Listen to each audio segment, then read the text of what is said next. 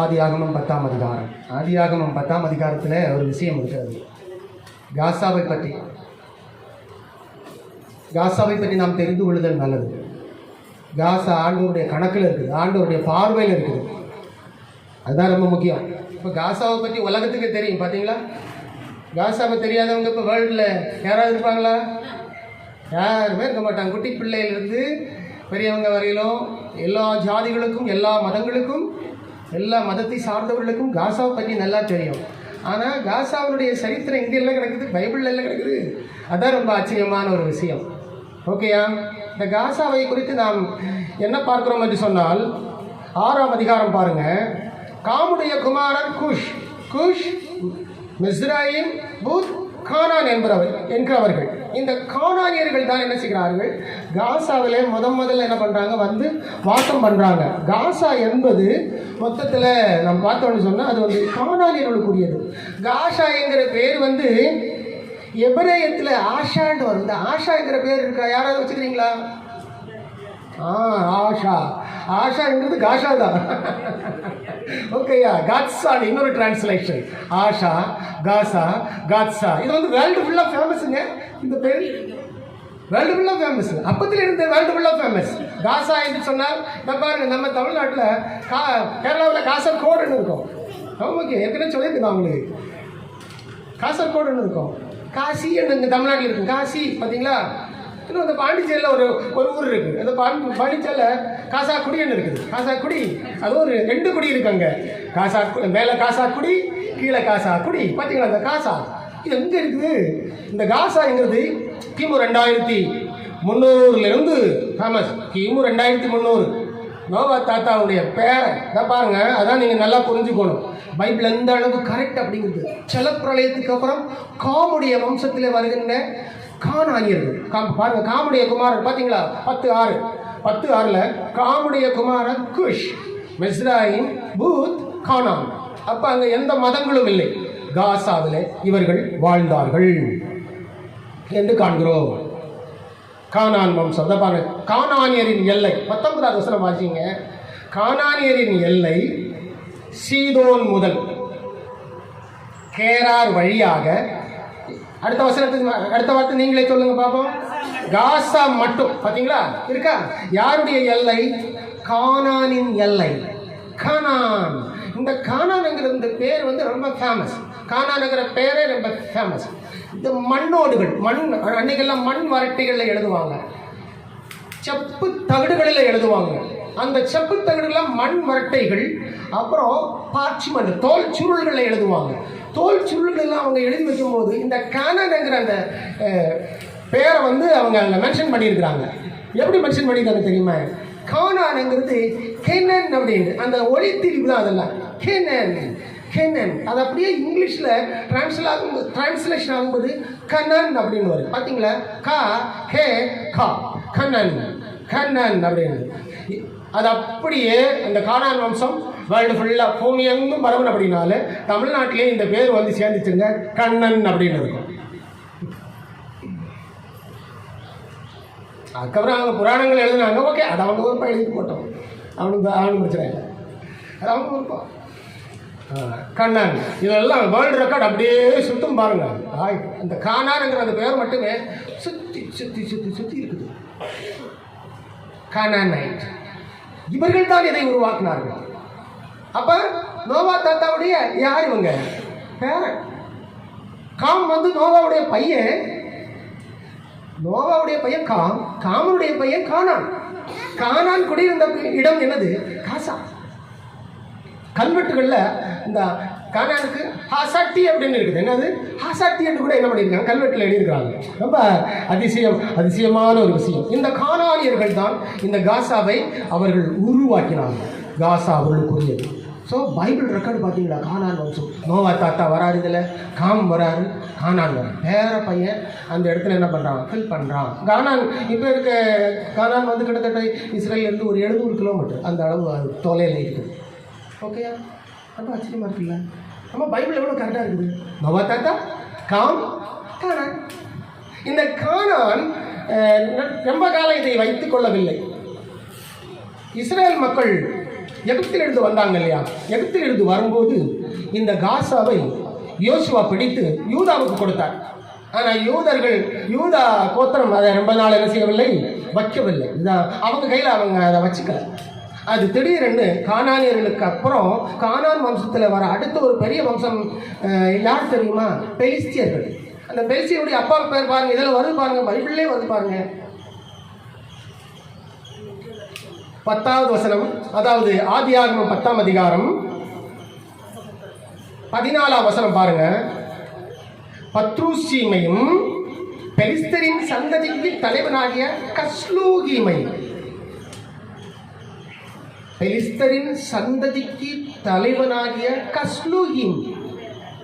கஸ்லூகீமையும் கப்தோரையும் பெற்றான் அப்படின்னு பார்க்குறோம். பார்த்தீங்கன்னா இவங்க எல்லாருமே இந்த காமெடி வம்சத்தில் வரவங்க.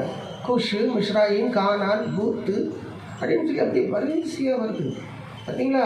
காசா யாருடைய பட்டணம்? அப்போ பைபிள் எவ்வளவு பர்ஃபெக்டாக அந்த ஹிஸ்டாரிக்கல் ரெக்கார்டை கொடுக்குது பாருங்க, எத்னிக்கல் ரெக்கார்டை கொடுக்குது பாருங்க, ஜீனியாலஜிக்கல் ரெக்கார்டை கொடுக்குது பாருங்க.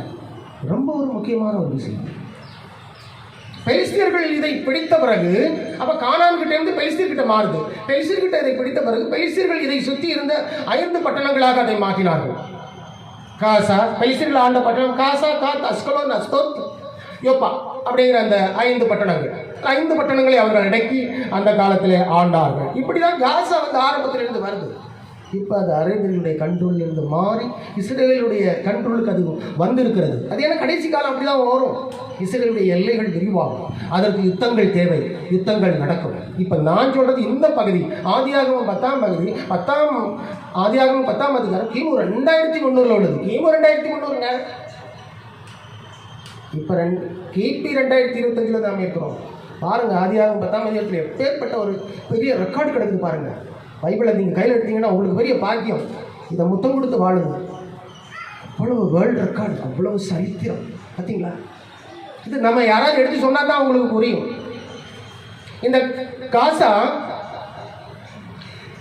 எகிப்துக்கு போகிற வழியில் சீரியா போகும் பாதையில் தான் இருக்குது. சீரியாவுக்கும் எகிப்துக்கும் போகிற அந்த பாதையில் இருக்குது. இந்த காசா வந்து முதல்ல வந்து கானானியர்கள், அதுக்கப்புறம் பெலிஸ்தியர்கள், அதுக்கப்புறம் யூதருடைய கையில் வந்து கானானியர்களை யூதர்கள் தான் கீழ் அடக்குறாங்க. ஆனால் ரொம்ப காலம் வைக்கல. ரொம்ப காலம் அவங்க ஏன் வைக்கலன்னு சொன்னால் அவங்க வந்து கர்த்தருடைய பார்வைக்கு பொல்லாப்பானதை செய்தார்கள். அதனால தான் யூதா கிட்ட இருந்து மாறி மறுபடியும் பெலிஸ்தியருடைய கைக்கு போச்சு. யூதர்கள் என்ன செய்தார்கள்? அந்த காலத்தில் இருந்த யூதர்கள் என்ன செய்தார்கள்னு பார்ப்போமா? நியாயாதிபதிகள் 10ஆம் அதிகாரத்தில் அதில் இருக்குது பாருங்க. நியாயாதிபதிகள் 10ஆம் அதிகாரம் 6வது வசனத்தை நாம் எடுத்துக்கொண்டோம் என்று சொன்னால் அதில் இருக்குது. நியாயாதிபதிகள் 10:6. இஸ்ரவேல் புத்திரர் மறுபடியும் கர்த்தரின் பார்வைக்கு பொல்லாப்பை செய்து கர்த்தரை சேவியாமல். கர்த்தரை சேவிக்கிறதுக்கு பார்த்தீங்களா? கர்த்தரை தெய்வமாய் கொண்ட ஜனம் பாக்கியம் உள்ளது என்னப்படுமா. அதனால அந்த சேவை, கர்த்தரை சரியாக பணித்து கொள்ளுதல் வாழ்ந்தார். சேவை என்பது ரொம்ப முக்கியம். பாருங்க, கர்த்தரை சேவியாமல் கர்த்தரின் பார்வைக்கு பொல்லாப்பு செய்து அவரை விட்டு போய் பார்த்தீங்களா பாகால்களை கும்பிட்டார்கள். பாகால்ங்கிறது இந்த கானானியருடைய தெய்வம், அதுக்கப்புறம் பெலிஸ்தியருடைய தெய்வம். அப்படி அது மாறி மாறி வருது. பாகால்களையும் அஸ்தரோத்தையும். இந்த அஸ்தரோத்தை பற்றி அடுத்த வாரம் நான் உங்களுக்கு சொல்கிறேனே. அஸ்தரோத்தை பற்றி உங்களுக்கு தெரியுமா? யாக்கோபுடைய மனைவி ரேகால் திருடிட்டு வந்து உட்கார்ந்துக்கிட்டாலே, மேலே ஏறி உட்கார்ந்துட்டாலே, அதாவது சாக்கு மூட்டையில் அள்ளிட்டு வந்து அப்பா துரத்திட்டு வராரு. பின்னாடி எடுத்துகிட்டு போயிட்டே, என் சாமியை தூக்கிட்டு போயிட்டே அப்படின்னு சொல்லி கேட்டு அந்த ஆள் ஓடி வராது, மிரண்டுட்டு பயந்துட்டு வராது. ஆனால் பொண்ணு கொடுக்கவே இல்லையே. அது அஸ்தரோத்து, அந்த சிலை. அது அடுத்த வாரம் பார்ப்போம். ஓகேயா? அதனுடைய ஃபுல் ரெக்கார்டு அடுத்த வாரம் நான் உங்களுக்கு சொல்கிறேன். பாருங்க, பாகால்களையும் அஸ்தரோத்தையும் சீரியாவின் தேவர்களையும் சீதோனியரின் தேவர்களையும் மோவாபின் தேவர்களையும் அம்மோன் புத்திரரின் தேவர்களையும் பெலிஸ்தியர்களின் தேவனையும் சேவித்தார்கள். பெலிஸ்தியர்களுடைய தேவனுக்கு பேர் என்ன? தாகோன். ஐயோ, எல்லாத்தையும் சேர்த்து சேவித்தாங்கல்ல. அப்போ செங்கடெல்லாம் குழந்து கொண்டு வந்த அந்த ஆண்டவரை மறந்தாங்க. மனுஷனுக்கு எத்தனை அற்புதம் ஆண்டவர் செஞ்சாலும் மனுஷனுக்கு நன்றி இருக்காது, மனுஷன் மறப்பான். உங்கள் வாழ்க்கையில் கர்த்தர் சில நன்மைகள் செய்யும்பொழுது, நல்ல பணம் பெருகும்போது, நல்ல பேர் போகும்போது, பேர் பெருகும்போது, உண்டாகும்போது சில வேலைகளை சாத்தான் நம்முடைய மனசை டைட் பண்ணி கர்த்தருடைய அன்பிலிருந்து, கர்த்தருடைய அன்பை நம்முடைய இதயத்திலிருந்து எடுத்து போடுவான். சாப்பிட்டது இப்போ அதே மாதிரி தான் இந்த இஸ்ரவேல் புத்திரரும் பாருங்க, அவங்க அந்த அளவு பெரிய அற்புதங்களை எல்லாம் பார்த்துட்டு தான் என்ன பண்ணியிருக்கிறாங்க, இங்கே வந்திருக்கிறாங்க, கானான் தேசத்தில் வந்திருக்கிறார்கள். ஆனால் அவர்கள் சரியாக கர்த்தரை பின்பற்றது அப்படின்னாலே பெலிஸ்தியர்கள் கைக்கு இந்த இடம் மாறுச்சு. கானான், யூதா, அதுக்கப்புறம் பெலிஸ்தியர். அதுக்கப்புறம் நீங்கள் பார்த்தீங்கன்னா தாவீதுடைய காலத்தில் தாவீது கொண்டாடிய ஒரு கோலியாத், அவர் எந்த வம்சத்தை சார்ந்தவர்? பெலிஸ்திய வம்சத்தை சார்ந்தவர். பெலிஸ்தியர்கள் எந்த வம்சத்தை சார்ந்தவர்கள்? காம் வம்சத்தை சார்ந்தவர்கள். ஓகே, பார்த்தீங்களா? ஒரே வம்சத்தில் பாருங்க. அந்த அதே 10ஆம் அதிகாரத்தை வீட்டில் போய் நைஸை பொறுமையாக படித்து பாருங்க. ஒவ்வொரு பேரையும் உத்து பார்த்து படித்து பார்த்தீங்கன்னா தெரியும். இந்த அளவு வேர்ல்டு ரெக்கார்டு கிடைக்காது. செம்மையாக இருக்கு. பெலிஸ்தியர்கள் என்ன செய்தார்கள்? அதை பிடித்துக் கொண்டார்கள். இதில் இன்னொரு விஷயம் என்னன்னா, சிம்சோன், நியாயாதிபதிகள் 16ஆம் அதிகாரம், சிம்சோனுடைய காலத்தில் பெலிஸ்தியர்களுடைய இது வேகலை. பெலிஸ்தியர்கள் ஆடி போயிட்டாங்க. ஏன் தெரியுமா? காசாவில் பெரிய கோட்டை அன்றைக்கு பெலிஸ்தியர்கள் கட்டி வைத்திருந்தார்கள். அந்த கோட்டைக்குள்ளாடி சிம்சோன் வந்துட்டார். சிம்சோன் வந்துட்டாருன்னு சொன்ன உடனேயே சிம்சோனை பிடிக்கணும்னு சொல்லி பெலிஸ்தியர்கள் எல்லாம் வந்தாங்க. சிம்சோன் என்ன பண்ணாரு தெரியுமா? பாருங்க, நியாயாதிபதிகள் 16ஆம் அதிகாரம். சிம்சோன் இங்கே வந்திருக்கிறார் என்று காசா ஊருக்கு, பார்த்தீங்களா? எத்தனாவது எல்லாம் எடுத்துட்டீங்களா? சிம்சோன் இங்கே வந்திருக்கிறார் என்று சொல்லி காசா ஊருக்கு சொல்லப்பட்டது. அவர்கள் காலையில் வெளிச்சமாகிற போது அவனை கொன்று போடுவோம் என்று சொல்லி அவனை வளைந்து கொண்டு ராம் முழுவதும் அவனுக்காக பட்டண வாசலில் பதிவிருந்து ராம் முழுவதும் பேசாது இருந்தார்கள். பெலிஸ்தியர்கள் எல்லாரும் அந்த காசா பட்டணத்தை சுற்றி இருக்கிறாங்க. சிம்சோன் வெளியே வருவான், அவனை பிடிக்கணும்னு சொல்லி சிம்சோன் என்ன பண்ணாரு? சிம்சோன் நடுராத்திரியில் வந்தவங்க எல்லாம், காவலுக்கு வந்தவங்க எல்லாம் என்ன பண்ணுவாங்க? தூங்கிட்டு இருப்பாங்க. சிம்சோன் நடுராத்திரியில் எழுந்து பட்டணத்து வாசல் கதவுகளையும் அதன் 2 நிலைகளையும் பிடித்து தாழ்பாள்களோடு போர்த்து தன் தோளின் மேல் வைத்து எப்ரோனுக்கு எதிரே இருக்கிற மலையின் உச்சிக்கு சுமந்து கொண்டு போனார். சிம்சோன் சாதாரண ஆளா? தேவ பலன் எல்லாம் இருக்குது. சிம்சோனை மாதிரி இனிமேல் ஒரு ஆள் இந்த பூமியில் பிறக்கிறதும் இல்லை. அதே மாதிரி மகாபலன் உள்ள ஒரு மனிதனை நீங்கள் சரித்திரத்தில் பார்க்கவே முடியாது. அது சிம்சோன் மட்டும்தான் மகாபலம். காசாவுடைய பட்டணத்துடைய அந்த வாசல், அதுவும் அந்த வாசல் சட்டம் இருக்குல்ல, நிலக்கதவு நிலையோட பிடுங்கியிருக்காரு பாருங்க. யாரால முடியும்? அதை பிடுங்கி தோளில் மேலே வச்சுருக்காங்க. அதுவும் பட்டணத்து வாசல் எல்லாம் நல்ல பிக் சைஸ் ஆகும். நம்ம வீட்டு கதவெல்லாம் சின்ன சைஸு, பட்டணத்து வாசல்னா அது பெருசாக இருக்கும். அதை பிடுங்கி தோளில் வச்சு தூக்கிட்டு போயிருக்காருன்னா சிம்சோன் என்ன பலம்? யானை பலமா? பல யானை பலம். அது அவ்வளோ பலம் சிம்சனுக்கு. இது காசாவில் நடந்துச்சு. இவ்வளோ வேர்ல்டு ரெக்கார்டு காசாவில் இருக்குதுங்க. ரொம்ப ஆச்சரியமாக இருக்குது. இந்த இடத்த நான் படித்து பார்த்து, ஆனால் உங்களுக்கு இதை சுருக்கமாக சொல்ல வேண்டியிருக்குது. இது அப்போ பெலிஸ்தியர்களே இருந்துச்சா? சாலமன் காலத்தில் கண்ட்ரோல் பண்ணி வச்சுருந்தார்.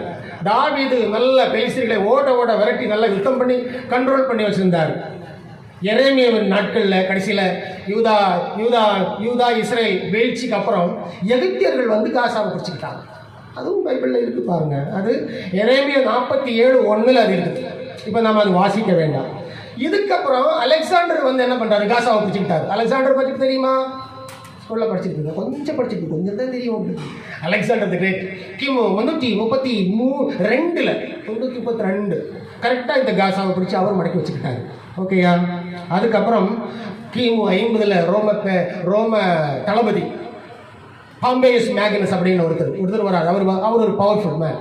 அவர் வந்து இந்த பாழாய் கிடந்த இந்த காசாவை அவருடைய காலத்தில் அவர் கட்டி எழுப்பினார். மேக்னஸ். பாம்பேன்னு சொல்லும்போது எனக்கு பாம்பே ஞாபகம் வருது. ஒருவேளை அந்த பேரில் இருந்தால் இது வந்திருக்கோன்னு யோசிக்க வேண்டிய விஷயம் இருக்குது. பாம்பே மேக்னஸ் அப்படிங்கிறது அது ஒரு ஃபேமஸ் தளபதி, ரோமன் ஜெனரல். அவருடைய காலத்தில் அதை கட்டி எழுப்பினார்கள். யூதாவினால் அதை தக்க வைத்துக் கொள்ள முடியவில்லை. இதுதான் காசாவுடைய முதல் பகுதி. உங்களுக்கு நான் சொல்லக்கூடிய விஷயம், யூதாவினால் அதை தக்க வைத்துக் கொள்ள முடியவில்லை. காசா அப்படி பல சரித்திரங்களை தாண்டி வந்த ஒரு பட்டணம் தான் காசா பட்டணம். எப்போவுமே ஒன்று சொல்கிறேன், கர்த்தரங்களை அழைத்திருக்கிறார் சொல்ல உங்களுக்கு கொடுக்க வல்லவராக இருக்கிறார். அவர் கொடுக்கிறதை வாங்கி கொண்டு அவருக்கு டிமிக்கி காட்டாம அவரை மறுபடியும் நன்றி சொல்லி சேர்த்தால் அவர் திரும்ப கொடுப்பார். இல்லைன்னா கொடுத்தது கூட என்ன பண்ணுவார்? இன்னொருத்தனை வச்சு என்ன பண்ணுவார்? ஆண்டவர் எடுக்க வைப்பார். அது நிச்சயம். அதுதான் இந்த காசா. யூதா மக்கள் அதை நிரந்தரமாக சுதந்திரித்துக் கொள்ள முடியாமல் போயிடுச்சு அந்த காலத்திலேயே. ஸோ இது ஒரு பெரிய ஒரு எக்ஸாம்பிள். ஹல்லேலூயா. இதுதான் காசாவுடைய முதல் பகுதி. இதுதான் காசாவுடைய பூர்வீகம். அப்போ காசாவுடைய பூர்வீகம் யாருக்குரியது சொல்லுங்க? யாருக்குரியது? நோவா தாத்தா பிள்ளையாகிய காம் வம்சத்திலே வருகின்ற கானானுக்குரியது. இது நீங்க யாரு கேட்டாலும் இனிமே சொல்லுவீங்களா? கிமு 2300 இருந்து வருது. கிமு 2300. அதனால தான் காசா என்கிற பேரு அதுக்கப்புறம் வேர்ல்டு ஃபுல்லா பரவிச்சுது. World record, perfect record, solid record. Yes, Bible is always reliable one. Thank you all.